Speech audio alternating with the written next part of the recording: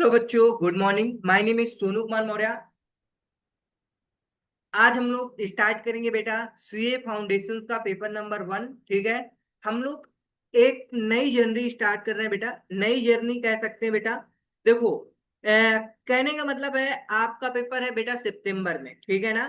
सितंबर में है तो अभी आपके पास आज डेट है बेटा 14 जुलाई। ठीक है बेटा, 14 जुलाई 2026।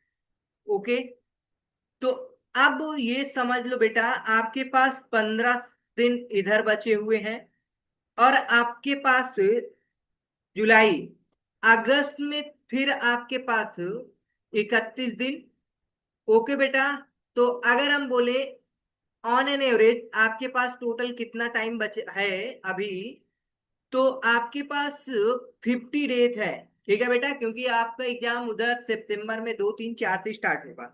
तो 50 डेज है आपके पास अभी, आपके पास 50 डेज है। अगर आपने बेटा सिलेबस ऑलरेडी पढ़ रखा है तो ओके, वेरी गुड। अब आपको करना क्या चाहिए, सिंपल आपको रिवीजन करना चाहिए और अपने क्वेश्चन प्रैक्टिस करने चाहिए। लाइक अगर आप MTP RTP previous year question ये सारे सब कुछ आपको सॉल्व करने चाहिए विद रिवीजन। ओके बेटा।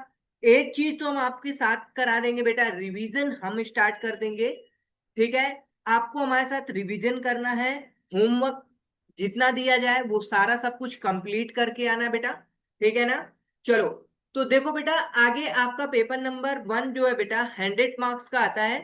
ठीक है बेटा, 100 मार्क्स अकाउंटिंग है, जिसमें आपके मॉड्यूल 2 है। ठीक है बेटा, मॉड्यूल नंबर 1, ठीक है, मॉड्यूल नंबर 2। दो मॉड्यूल है ना, आप लोगों ने पढ़ रखा होगा बेटा।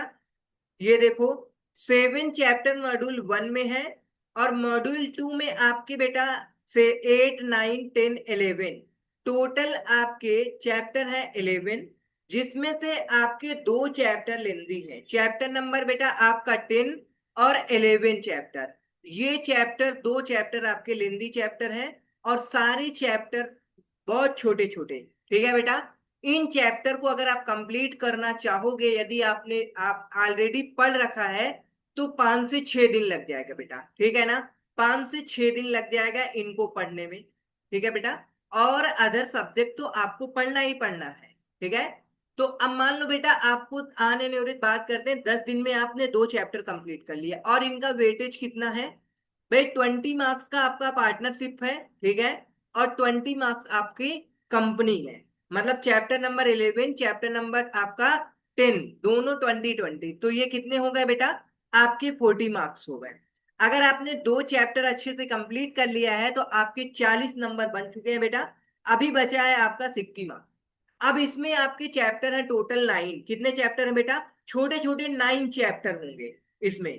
9 चैप्टर आपको क्या करना है भाई, एक चैप्टर उठाओ, उसे अच्छे से जैसे हम रिवीजन कराएं बेटा, उस चैप्टर के पूरे क्वेश्चन आपको सॉल्व करना है विद विद बेटा क्या क्या साथ में रहेगा आपको, आपको एमटीपी लगानी है। ठीक है।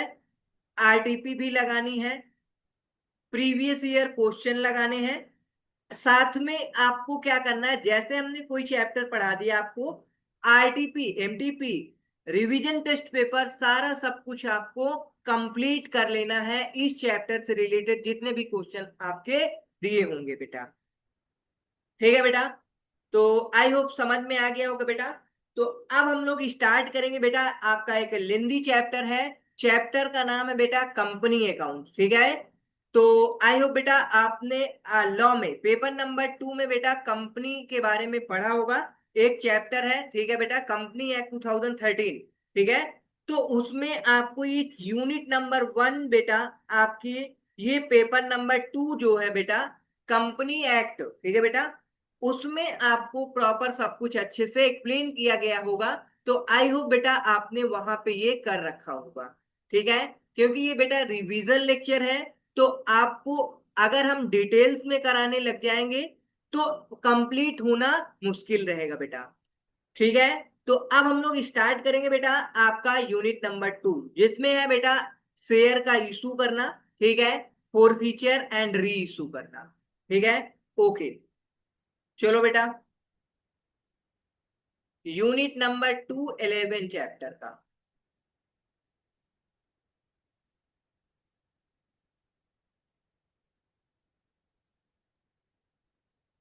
चलो बेटा, चैप्टर नंबर 11 का यूनिट 2 ओपन हो गया। ठीक है बेटा। अब इसमें कुछ इंपॉर्टेंट चीजें आपको बतानी है। सबसे पहले देख लो आप लोग इस चैप्टर में क्या क्या चीजें पढ़ोगे। हाँ, कह रहा है बेटा, appreciate appreciate various types of shares and capital. मतलब बेटा, आपको अलग अलग प्रकार के शेयर्स के बारे में पढ़ना पड़ेगा इसमें। ठीक है, प्रेफरेंस शेयर्स होंगे और आपके इक्विटी शेयर्स होंगे। ठीक है, इक्विटी शेयर्स आपके, प्रेफरेंस शेयर के इनके टाइप्स होंगे बेटा। ठीक है ना। फिर उसके बाद शेयर कैपिटल अलग अलग प्रकार की होती है बेटा, जो कि आपको पता होगा। अथोराइज शेयर कैपिटल, ठीक है ना। Paid up share cap issued share capital, paid up share capital, ऐसे करके आपने पढ़ रखा होगा बेटा थ्योरी पोर्शन में। ठीक है, तो ये आपको यहाँ पे पढ़ना है। फिर कह रहा है learn the accounting treatment if shares issued under different circumstances.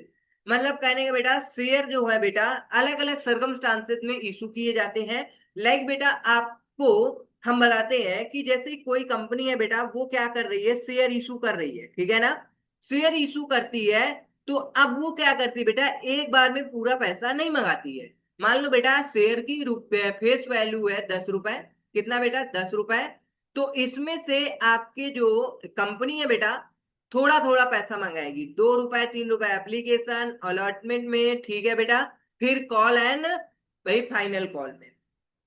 Okay बेटा, समझ में आ गया। तो डिफरेंट डिफरेंट सर्कमस्टांसेस आप देखोगे। फिर आप कह रहे हैं differentiate the accounting treatment of under subscription and over subscription of share. Okay बेटा, ये क्या होता है चलो देख लो। अंडर सब्सक्रिप्शन क्या होता है and over subscription of share क्या होता है। देखो बेटा, जैसे कि मान लो बेटा, ये कंपनी क्या करती है, 1 लाख शेयर इशू करती। कितने शेयर इशू करती बेटा, 1 लाख शेयर इशू कर रही है। ठीक है ना। तो ये आपकी इशूड शेयर कैपिटल बनेगा। ठीक है बेटा। अब मान लो बेटा, ये कंपनी क्या है, बहुत ही ज्यादा पॉपुलर है। इस कंपनी के भाई फंडामेंटल सब कुछ स्ट्रांग है। तो लोग क्या करेंगे बेटा, इस कंपनी में इन्वेस्ट करने में बहुत ज्यादा इंटरेस्टेड हो गए। आपको पता होगा बेटा, जिस कंपनी में भाई प्रॉफिट अच्छा होता है, कंपनी भाई बहुत अच्छी है, तो उस कंपनी के शेयर बहुत जल्दी बिक जाते हैं और उसके शेयर लेने के लिए लोग रेडी रहते हैं। जैसे आपको पता होगा बेटा, बहुत सारे आईपीओ आते रहते हैं बेटा। आपको पता है आईपीओ जो आते हैं मार्केट में, जो कंपनी अच्छी होगी बेटा, उसके आईपीओ बहुत ज्यादा ओवर सब्सक्राइब हो जाते हैं। और वो क्या प्रोवाइड करते हैं बेटा, आपको बहुत ज्यादा रिटर्न प्रोवाइड कराते हैं। ठीक है ना। यदि कोई कंपनी ऐसी बेटा, जो आपकी कंपनी अच्छी नहीं है, फंडामेंटल स्ट्रांग नहीं है उसके, ठीक है ना। ओके, बहुत सारे मतलब उसमें लिमिटेड है, मतलब कस्टमर वगैरह जो भी है, सारे सब कुछ, तो उसके बेसिस से लोग क्या है, इंटरेस्टेड नहीं होते हैं। ठीक है। तो अब मान लो बेटा, आपने 1 लाख शेयर इशू किया। अब 1 लाख शेयर इशू किया, पब्लिक इंटरेस्टेड है, उन्होंने कितना एप्लीकेशन दे दिया बेटा, 1,20,000। ओके बेटा, आपने कितने शेयर इशू किए, 1 लाख। लोगों ने कितनी एप्लीकेशन दे दी बेटा, 1,20,000। मतलब पब्लिक बहुत ज्यादा इंटरेस्टेड है आपकी कंपनी में। ठीक है बेटा। तो ये क्या है बेटा, ओवर सब्सक्रिप्शन है। क्या बेटा, ओवर सब्सक्रिप्शन है।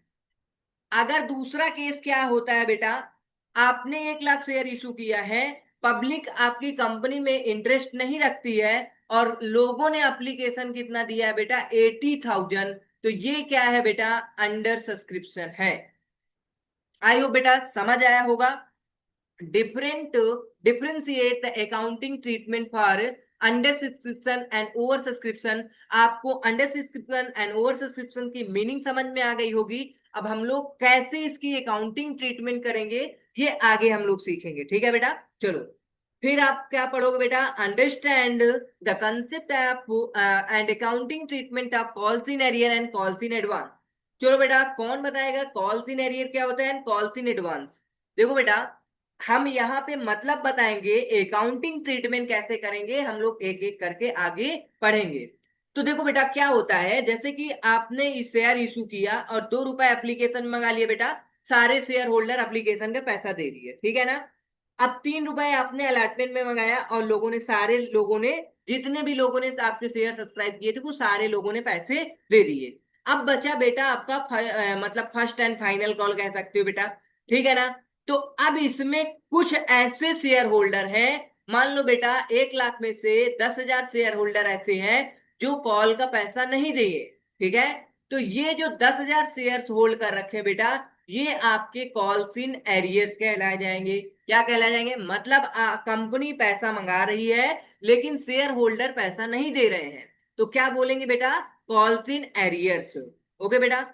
कोई कोई ऐसे शेयर होल्डर मान लो निकल सकते हैं बेटा, ये शेयर होल्डर सबको मिले, मतलब आपने एप्लीकेशन मंगाया, अलॉटमेंट मंगाया, और ये कुछ शेयर होल्डर है बेटा जो कि उन्होंने क्या कहा, अभी आपको कॉल के पैसे की जरूरत नहीं है, आप नहीं कॉल मांगा रहे हैं, लेकिन फिर भी हम आपको कॉल का पैसा दे दे रहे हैं। तो ये क्या है बेटा, calls in advance. I hope बेटा ये दोनों आपको इन calls in arrear and calls in advance की मीनिंग समझ में आई होगी, ठीक है ना। चलो आगे हम लोग पढ़ते हैं बेटा, deal with the forfeiture of share issued with different conditions. क्या कह रहा है, deal with the forfeiture of share issued with the different condition. कहने का मतलब बेटा, आपने क्या किया, शेयर इशू किया, एप्लीकेशन मनी मंगाया, उसके बाद आपने अलॉटमेंट का पैसा मंगा लिया, ठीक है ना। अब आपने कॉल का पैसा मंगाया, अब कुछ शेयर होल्डर हैं जिन्होंने 10,000 शेयर होल्ड कर रखे थे और वो पैसा नहीं दिए, तो उन्हें क्या बोलते हैं बेटा, कॉल इन एरियर। अब वो पैसा नहीं दे रहे हैं तो उनके शेयर हम क्या करेंगे बेटा, फोरफीट कर लेंगे, मतलब कि उनके शेयर फोरफीट कर लेंगे। जो भी अब तक वो पैसा दे दिए हैं मान लो बेटा, उनका पैसा भी रिटर्न नहीं करेंगे। बोलो बेटा समझ आया कि नहीं आया, मतलब जितना पैसा उन्होंने दे दिया वो पैसा हमारा, अब हम उनके शेयर क्या करेंगे, उनसे छीन लेंगे, ठीक है, उनका शेयर नहीं रहा। ओके बेटा, क्योंकि हमने पैसा मंगाया, पैसा नहीं दिया, तो अब हम क्या करेंगे बेटा, शेयर को फोरफीट करके। अब एक बार आपने शेयर फोरफीट कर लिया बेटा, इसकी मीनिंग समझ आएगी नहीं है बेटा, शेयर फोरफीट कब किया जाता है, जब आप पैसा मंगाते हो कॉल्स इन एरियर का, लोग पैसा नहीं देते हैं तो उसे कॉल्स इन एरियर कह दिया जाता है। कॉल्स इन एरियर के बाद ये आपके शेयर फोरफीट कर लिए जाते हैं बेटा, ठीक है ना। अब फोरफीट किए हुए शेयर को क्या किया जाता है बेटा, री इशू किया जाता है, ठीक है बेटा, क्या किया जाता है, री इशू किया जाता है लोगों के बीच। समझ में आया बेटा, आपके री इशू शेयर को हम डिस्काउंट में भी इशू कर सकते हैं बेटा, ठीक है ना। इसकी जनरल एंट्री क्या होगी हम लोग देखेंगे, ठीक है बेटा। चलो अब आगे देखते हैं बेटा, know the treatment of share issued for a consideration other than cash. ये आपका लास्ट पोर्शन आएगा बेटा, जो कि आपका क्या है, मान लो बेटा आप शेयर क्या करते हैं, शेयर इशू करते हैं, तो आप जनरली क्या मंगाते हैं बेटा, कैश मंगाते हैं। क्या मंगाते हैं, कैश मंगाते हैं, आपको पता होगा बेटा। अच्छा बताओ बेटा, एक हम लोग स्टोरी की बात करते हैं कि शेयर क्यों इशू किया जाता बेटा, सिंपल। चलो बात करते हैं। मान लो बेटा ये आपकी एबीसी एबीसी लिमिटेड कंपनी है, ठीक है बेटा। इसमें तीन लोग, तीन बंदे हैं जिन्होंने कंपनी बनाया, ठीक है बेटा।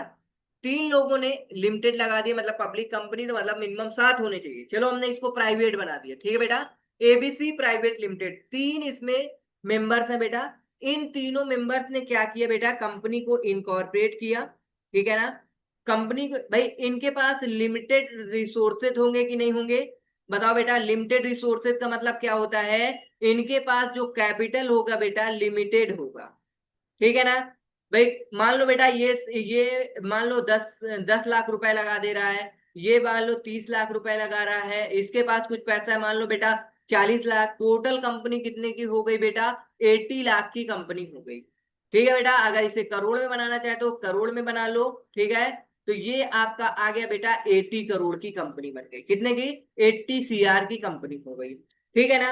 अब 80 CR में आपने कोई भी बिजनेस आपका था मान लो, आपने वो अपना बिजनेस प्रॉपर तरीके से स्टार्ट कर दिया, अब बिजनेस कर रहे हो बेटा, मान लो आपने यूपी में बिजनेस अपना स्टार्ट किया है, आपका यूपी में अच्छा खासा बिजनेस चल रहा है बेटा, ठीक है ना। आपकी एबीसी प्राइवेट प्राइवेट कंपनी क्या है, यूपी में, कहाँ पे बेटा, यूपी में बहुत अच्छा परफॉर्म कर रही है, हाई प्रॉफिट आ रहा है बेटा, ठीक है ना, प्रॉफिट अच्छा खासा आ रहा है, चल रहा है सब कुछ, ठीक है। अब आप क्या करोगे बेटा, अपने बिजनेस को एक्सपैंड करोगे, क्या करोगे, डाइवर्सिफाइड करोगे या फिर जो भी करना चाहते हो बेटा, मतलब कि आपके पास ऑप्शन है, आप क्या करना चाहते हो कि एक अपना बिजनेस मान लो बेटा, यूपी के बाहर महाराष्ट्र में कहीं भी स्टार्ट करना चाहते हो, एक और कंपनी, ठीक है बेटा, अलग अलग स्टेट में आप कंपनी और ओपन करना चाहते हो। आपको पता है बेटा, आपकी कंपनी प्रॉफिट मेकिंग है, अच्छा चल रही है, आपको क्लियर है, इसका फ्यूचर आपको नजर आ रहा है कि यदि हम आगे और बहुत सारी कंपनी ओपन करते हैं तो ये भी सारी कंपनी अच्छी परफॉर्म करेंगी, ठीक है ना। तो अब आप क्या डिसाइड करोगे बेटा, भाई आपको कंपनी, कोई भी कंपनी अगर आप ओपन करोगे बेटा तो उसके लिए आपको कैपिटल चाहिए, ठीक है बेटा। अब आपके पास कुछ तो कैपिटल होगा, लेकिन उतने से काम नहीं चलेगा, समझ रहे हो ना बेटा। आपके पास कैपिटल तो होगा, लेकिन उतने से काम नहीं चलेगा। तो अब आप क्या करोगे बेटा, ये तीन लोगों के जितने एबीसी तीन मेंबर जो है बेटा, इनके पास 100% होल्डिंग है, ये है प्रमोटर बेटा, इनके पास 100% होल्डिंग है। अब ये क्या करेंगे बेटा, डिसाइड करेंगे कि अब तक की हमारी कंपनी की टोटल वैल्यूएशन, मान लो बेटा सारे एसेट की वैल्यूएशन करने के बाद 1,000 करोड़ निकल के आ गया, ठीक है बेटा, कितना, 1,000 करोड़, ठीक है। अब ये चाहते हैं कि भाई पब्लिक को अपना जो भी है 30% 40% शेयर इशू कर दें, मतलब पब्लिक को दे दें, ओके बेटा। मतलब अगर हम 1,000 करोड़ की कंपनी को पब्लिक के बीच 40% देंगे, तो बताओ बेटा 400 करोड़ पैसा आएगा कि नहीं आएगा, बोलो बेटा, आएगा। सिंपल सी बात है बेटा। तो अब आप क्या करोगे बेटा, अपने इस शेयर की एक नॉमिनल वैल्यू बनाओगे, मान लो बेटा 10 रुपए पर शेयर आपने डिसाइड कर दिया, ठीक है, कितने रुपए पर शेयर, 10 रुपए पर शेयर, ठीक है ना। तो आपके पास टोटल कितने शेयर बनेंगे बेटा, 100 करोड़ शेयर हो जाएंगे बेटा, कितने हो जाएंगे, 100 करोड़ शेयर। अब 100 करोड़ में से आपने कितना, 40 करोड़ शेयर आपने इशू कर दिया बेटा, इशू कर दिया, ठीक है बेटा। तो अब पब्लिक के पास से 400 करोड़ पैसा आएगा। अब पब्लिक क्या करेगी बेटा, सारे के सारे पब्लिक क्या करेगी, सब्सक्राइब कर लेगी शेयर। तो पब्लिक के द्वारा आपकी कंपनी में कितना पैसा आ गया, 400 करोड़। अब आपके पास कैपिटल ढेर सारा है बेटा। अब आप क्या करोगे, अपनी कंपनी अलग अलग स्टेट में ओपन करोगे भाई। भाई बहुत सारे एम्प्लॉय लगेंगे, बिल्डिंग को आपको लीज में लेना पड़ेगा, चाहे बिल्डिंग को परचेज करना पड़ेगा, ठीक है, बहुत सारे एम्प्लॉय वगैरह आएंगे, मशीनरी वगैरह लगाओगे, जो भी बिजनेस होगा बेटा, depends upon nature of business. अब ये इतना ढेर सारा आपके पास पैसा, आप अपना बिजनेस आसानी से स्टार्ट कर सकते हो बेटा, ठीक है ना। समझ में आया बेटा। तो अब यहाँ पे लोग जब आपको पैसा देंगे, तो आपके बिजनेस में बेटा क्या आएगा, कैश आ जाएगा, ओके बेटा, कैश या बैंक कह सकते हो एंट्री में, ठीक है। टू, आपकी कंपनी से क्या चला जाएगा बेटा, शेयर चले जाएंगे, मतलब कि कैपिटल अकाउंट को आप क्या कर दोगे, क्रेडिट कर दोगे। आपको पता है बेटा, कैपिटल एक प्रकार की लायबिलिटी होती है, जब ये इंक्रीज होती है तो मतलब आपके जो ये बिजनेस है एबीसी प्राइवेट लिमिटेड, इसकी लायबिलिटी बढ़ गई, क्योंकि लोगों ने भाई 400 करोड़ दिया है हमको, ठीक है ना। तो लोगों के प्रति हम कितना लाइबल हैं, 400 करोड़। कल के वो सारे शेयर हमारे वापस करेंगे तो उनको हमको 400 करोड़ देना पड़ेगा, बोलो बेटा, समझ में आया कि नहीं आया। तो अब देखो, आपने तो यहाँ पे क्या लिया बेटा, कैश लिया, ठीक है ना, शेयर इशू किया, भाई कंसिडरेशन में आपने कैश लिया। आप ऐसा भी कर सकते हो कि किसी के पास आपके महाराष्ट्र में ये बिल्डिंग है और उसकी बिल्डिंग तुम लेना चाहते हो, ठीक है बेटा, लेकिन उसको कैश नहीं देना चाहते हो, तो क्या करोगे, उसको अपने कंपनी का शेयर दे दो। तो क्या करोगे बेटा, बिल्डिंग अकाउंट को डेबिट करके अपना शेयर कैपिटल बढ़ा लोगे। तो ये है अदर देन कैश बेटा, समझ में आया कि नहीं आया। ये देखो कह रहा है बेटा, the treatment of shares issued for a consideration other than cash, okay बेटा, क्लियरली बेटा, आई होप समझ में आ गया होगा। नोट कर लो बेटा, अगर आपको इसको नोट करना है तो नोट करो, अदरवाइज बेटा ये आपको रिकॉर्डेड लेक्चर मिलती रहेगी, आपको इनको जितने बार देखना है रिवाइज करते रहना, देखते रहना बेटा, ठीक है। चलो अब हम लोग आगे बढ़ेंगे बेटा।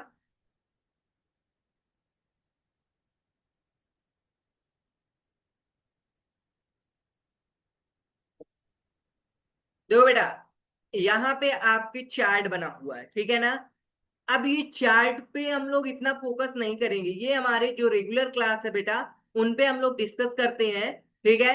हम लोग क्या करते हैं बेटा, अपने मेन पॉइंट पे आते हैं जिससे कि हम लोग रिवीजन कर सके बेटा, ठीक है। चलो, ये भी देखो बेटा, अब जैसे इंट्रोडक्शन में दे रखा है बेटा, ये सारी चीजें हमने ऑलरेडी पढ़ा रखी है, ठीक है। तो अब एक पॉइंट आपको याद रखना बेटा, ये क्या है बेटा।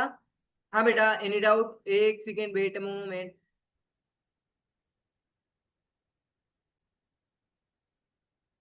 हाँ बेटा, तो अब देखो, यहाँ पे क्या आपका दे रखा है, funds provide by owners into business.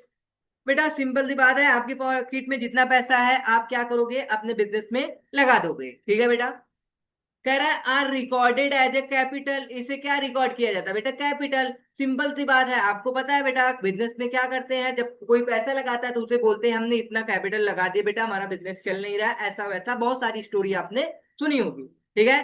चलो आगे देखो क्या कह रहा है, capital of the business depends upon the form of business organization. भाई आपकी बिजनेस ऑर्गेनाइजेशन कैसी है, तो कैपिटल डिपेंड करेगा। जैसे कि बेटा ये आपके अलग अलग बिजनेस ऑर्गेनाइजेशन दे रखे हैं, ठीक है। सोल प्रोप्राइटरशिप है, तो owner head loan the owner of the business. Simple सी बात है, एक ही ओनर होगा जो उसका हेड होगा बेटा, उसी वही कंट्रोल करेगा। उसकी टाइप्स ऑफ कैपिटल क्या होगा बेटा, कैपिटल होगा, लाइबिलिटी क्या होगी, अनलिमिटेड लाइबिलिटी होगी। पार्टनरशिप में क्या होता है, पार्टनर्स वही ओनर होते हैं, और उनकी लाइबिलिटी पार्टनर्स की, मतलब कैपिटल क्या होती है, पार्टनर की कैपिटल होती है, और लाइबिलिटी भी अनलिमिटेड होती है। ये ऑलरेडी आपने 11th में पढ़ा होगा बेटा, ठीक है, 12th में आप लोगों ने पढ़ रखा होगा। चलो आगे बढ़ते हैं। कंपनी, कंपनी में ओनर कौन होंगे बेटा, शेयर होल्डर होंगे। अब types of capital, share capital होगा क्योंकि आप कंपनी के शेयर इशू करोगे, और इसमें लाइबिलिटी क्या होती है बेटा, लिमिटेड होती है। इट्स इंपॉर्टेंट पॉइंट बेटा, ठीक है। To issue price of share held, simple सी बात है बेटा। तो आई होप समझ में आ गया होगा। तो यही सारी चीजें हैं, ये कह रहा है बेटा फॉर्म्स ऑफ बिजनेस ऑर्गेनाइजेशन पे डिपेंड करता है।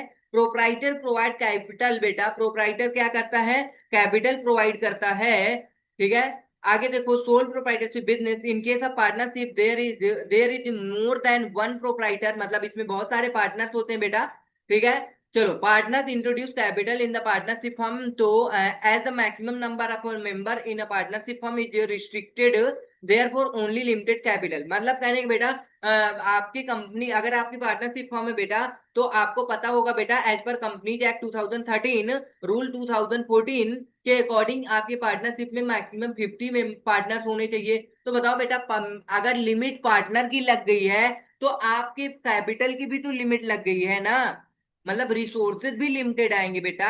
अगर आप चाहते हो कि अपनी कंपनी बेटा अपने यूपी में, अपने इंडिया में, अलग अलग स्टेट में हर जगह चले, तो 50 लोगों की कैपिटल सफिशियंट नहीं है। आप अपनी कंपनी फॉरेन में, सॉरी बिजनेस अपना फॉरेन में भी चलाना चाहते हैं, तो बताओ बेटा आप 50 लोग मिल करके चला पाओगे, नहीं बेटा, इट्स नॉट पॉसिबल। अगर आपको स्मॉल बिजनेस चलाना है तो आप पार्टनरशिप करके चला सकते हो। यदि आपको लार्ज स्केल में बहुत बड़ी इंटरप्राइजेस बनानी है, तो आपको क्या करना होगा, कंपनी बनाना पड़ेगा, क्योंकि उसमें अनलिमिटेड रिसोर्सेज होते हैं, ठीक है बेटा। चलो, तो ये वही बोल रहा है बेटा, कह रहा है partnership firm is restricted there for only limited capital. Limited capital होगा बेटा, स्किल भी लिमिटेड, 50 लोग ही केवल दिमाग लगा पाएंगे। कंपनी में बहुत सारे मेंबर्स होते हैं बेटा, अनलिमिटेड कैपिटल आप अरेंज कर सकते हो, can be provided in such form of business. However the liability of a proprietor is unlimited, मतलब बेटा जो ये प्रोप्राइटर है, इनकी लाइबिलिटी भी देखो अनलिमिटेड है। आई होप क्लियर होगा बेटा।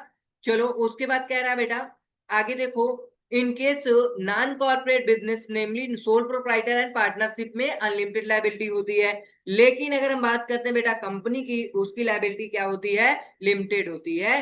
तो चार्ट बेटा हमने बता दिया, आई होप समझ में आया होगा। चलो, with the one one set of industrial revaluation requirement of capital investment soared to a new height.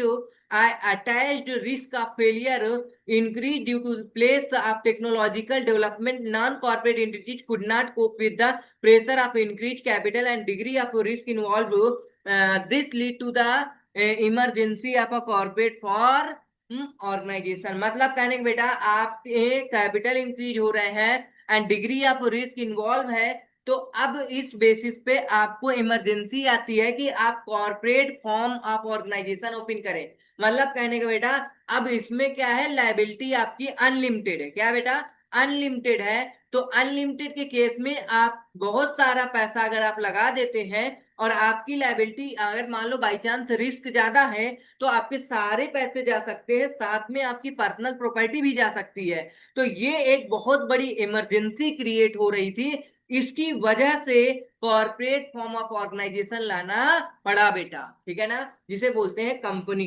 Company में होता क्या है बेटा, शेयर। तो ये देखो बेटा आपके शेयर कैपिटल आ गए। तो शेयर कैपिटल अब हम लोग पढ़ेंगे क्या होता है बेटा शेयर कैपिटल। हमने एग्जाम्पल में ऊपर बताया था बेटा, एक आपकी कंपनी 1,000 करोड़ की है। कितने की, 1,000 करोड़ की वैल्यूएशन किया था। तो ये टोटल ऑथोराइज कैपिटल बनेगा बेटा। ठीक है, बोलो हमारा एग्जाम्पल याद हो ऊपर का बेटा। तो हमने आपको बताया था ये एक कंपनी है एबीसी प्राइवेट लिमिटेड, जिसकी आपकी टोटल वैल्यूएशन निकल के आया था बेटा 1,000 करोड़। तो उस कंपनी की ऑथोराइज कैपिटल कितनी हुई, 1,000 करोड़। बोलो बेटा समझ आया कि नहीं आया। अब आप चाहते थे इसमें से, मान लो बेटा 10 से डिवाइड करके नंबर ऑफ शेयर निकाल लिया, 100 करोड़ के शेयर है, और इसमें आप चाहते हो 40% केवल पब्लिक को देना। तो मतलब कि 40 करोड़ ही आप शेयर इशू करेंगे ना बेटा। बोलो, तो जितना आप शेयर इशू करते हैं तो उसे हम बोलते हैं बेटा इशूड कैपिटल। कितना बेटा, 400 करोड़ बेटा। कितना आएगा, 400 करोड़ आपका इशूड कैपिटल आएगा। फिर यदि मान लो बेटा इसमें से 40 करोड़ शेयर में से अगर मान लो बेटा 30 करोड़ ही लोग सब्सक्राइब करते हैं, तो 300 करोड़ आपका क्या होगा बेटा, बोलो, सब्सक्राइब्ड पेड अप कैपिटल होगा। और ऐसा भी हो सकता है पार्टली पेड अप तो हो सकते हैं कुछ शेयर आपके। ठीक है, तो कुछ फुल्ली पेड अप कैपिटल, कुछ पार्टली पेड अप कैपिटल हो सकता है। तो ये आपके शेयर की कैटेगरी है, मतलब अलग अलग टाइप्स के शेयर होंगे। ऑथोराइज शेयर कैपिटल मतलब कैपिटल होगा बेटा, उसके बाद इशूड शेयर कैपिटल, फिर सब्सक्राइब्ड शेयर कैपिटल। सब्सक्राइब के बाद अगर सब लोगों ने पैसा दे दिया तो subscribe and paid up capital. अगर सारे लोगों ने नहीं दिया तो कुछ आपके फुल्ली पेड अप कैपिटल, कुछ आपके पार्टली पेड अप कैपिटल बनेंगे। बोलो बेटा समझ में आया कि नहीं आया। कह रहा है total capital of company divided into number of small individual units. वही बेटा 1,000 करोड़ आपके जो वैल्यू थी 10 से डिवाइड किया जी, तो स्मॉल वैल्यू बन रही बेटा 10 रुपए। ठीक है बेटा, अब fixed amount and each such unit is called share. इस यूनिट को क्या बोलते हैं बेटा, शेयर बोलते हैं। आई होप बेटा समझ में आया होगा। शेयर किसे कहते हैं, total capital of a company is divided into number of small individual units of a fixed amount and each such unit is called share. Simple सी बात है बेटा, 1,000 करोड़ आपकी टोटल कैपिटल है। ये देखो बेटा टोटल कैपिटल, और इसे आपने क्या किया, डिवाइड किया स्मॉल यूनिट में, मतलब 10 के बेसिस आपने इसे दे दिया फेस वैल्यू या बेस वैल्यू, या फिर आप क्या कह सकते हो नॉमिनल वैल्यू। ठीक है, सिंपल सी बात है। ओके बेटा, फिक्स्ड अमाउंट आपने 10 रुपए कर लिया। वही ईच यूनिट जो 10 रुपए है बेटा उसे क्या बोलते हैं, शेयर बोलते हैं। ठीक है बेटा, the fixed value of share printed on the share certificate. Okay बेटा, जो आपका शेयर सर्टिफिकेट होगा बेटा उसमें 10 रुपए पर शेयर ये क्या होगा, प्रिंटेड होगा। इज कॉल्ड नॉमिनल या face value of a share. बोलो बेटा, आई होप समझ में आया होगा। चलो आगे देखते हैं। However, a company can issue share at a price different from the face value। मतलब कहने का बेटा आपकी फेस वैल्यू 10 है, आप 2 रुपए ऐड करके 12 रुपए में इशू कर सकते हो, यदि आपकी कंपनी क्या है, अच्छी कंपनी है। क्या है बेटा, अच्छी वाली कंपनी। ओके बेटा, जैसे आपको पता होगा टाटा की कंपनी है बेटा, अच्छी वाली कंपनी है। ये कौन सी कंपनी है, अच्छी वाली कंपनी है। ओके बेटा, तो ये जो 2 रुपए है आपका बनेगा बेटा प्रीमियम। क्या है बेटा, प्रीमियम। ये अच्छा वर्ड लग गया ना, तो इसीलिए हमारे जो टाटा के शेयर होंगे बेटा वो महंगे मिल सकते हैं। मिल सकते हैं, ऐसा भी हो सकता है कि कम में भी मिल सकते हैं कोई कंपनी के शेयर। मान लो फेस वैल्यू 10 रुपए है और वो शेयर कुछ डिस्काउंट में इशू कर दिए 9 रुपए। अगर हम बोले बेटा इन जनरल शेयर डिस्काउंट में इशू करना प्रोहिबिटेड है, लेकिन कुछ केसेस में आप डिस्काउंट में शेयर इशू कर सकते हैं। ठीक है बेटा, वो केस हम लोग आगे देखेंगे। चलो आगे देखते हैं बेटा। फिर कह रहा है the liability of a holder of a share called share holder, मतलब बेटा जो कंपनी के शेयर सब्सक्राइब करते हैं उन्हें हम क्या बोलते हैं बेटा, शेयर होल्डर बोलते हैं। Is limited to the issue price of a share